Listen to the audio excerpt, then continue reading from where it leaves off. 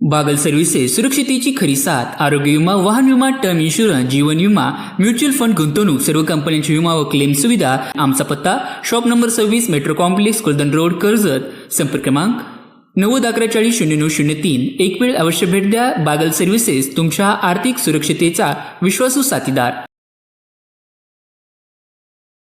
कर्जत तालुक्यातील पवित्र सिद्धिविनायक मंदिर सिद्धटेक येथे अंगारकी चतुर्थीच्या दिवशी पोलीस बंदोबस्तावर असताना थेट पोलीस निरीक्षक आणि कर्मचाऱ्यावर हल्ला झाल्याची गंभीर व चिंताजनक घटना घडली।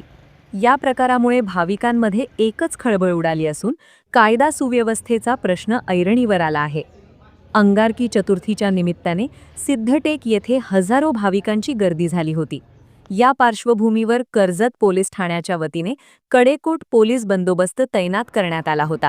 याच दरम्यान बंदोबस्तावर असताना एका व्यक्तीने अचानक पोलिसांशी हुज्जत घालण्यास सुरुवात केली आणि वाद विकोपाला गेला। यावेळी संबंधित व्यक्तीने थेट सोपानराव शिरसाट, पोलीस निरीक्षक, कर्जत पोलीस ठाणे यांच्याशी वाद घालून त्यांच्या गचांडीला हात घातल्याचा धक्कादायक प्रकार घडला। परिस्थिती नियंत्रणात आणण्यासाठी मध्ये पडलेले पोलीस कर्मचारी सचिन झुन्नर यांच्यावरही आरोपीने हल्ला चढवला। आरोपीने सचिन झुन्नर यांच्या डोळ्यावर जोरदार बुक्का मारत शिवीगाळ व धक्काबुक्की केली।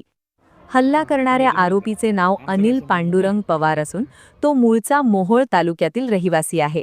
तो अंबालिका साखर कारखान्यात कर्मचारी म्हणून कार्यरत असल्याची माहिती पोलिसांकडून देण्यात आली आहे। या प्रकरणी कर्जत पोलीस ठाण्यात भारतीय न्याय संहितेतील संबंधित गंभीर कलमान्वये गुन्हा दाखल करण्यात आला असून आरोपी अनिल पवार याला अटक करण्यात आली आहे। पोलिसांवर हल्ला करणे हा अत्यंत गंभीर गुन्हा असून अशा प्रकारांना कोणतीही माफी दिली जाणार नाही। आरोपीवर कठोर कारवाई केली जाईल असा स्पष्ट इशारा पोलिसांनी दिला आहे। दरम्यान तपासादरम्यान आरोपीला पोलिसांचा प्रसाद मिळाल्याची चर्चा परिसरात रंगली असून कायदा हातात घेणाऱ्यांना कायद्याची चव चाखावीच लागते, हेच या घटनेतून पुन्हा अधोरेखित झाले आहे।